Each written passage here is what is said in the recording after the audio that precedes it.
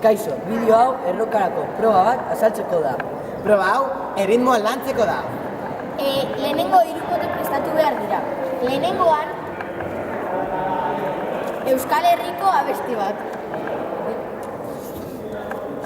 Bigarrenean kontinente bat. Eta hirugarrenean zailtasun bat.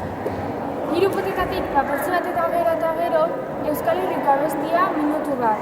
Beste kontinentean beste minutu bat. Eta hori dena tokatu zaizuen zailtasunarekin. Espero dugu gustatzea eta Apuntatu erronkara!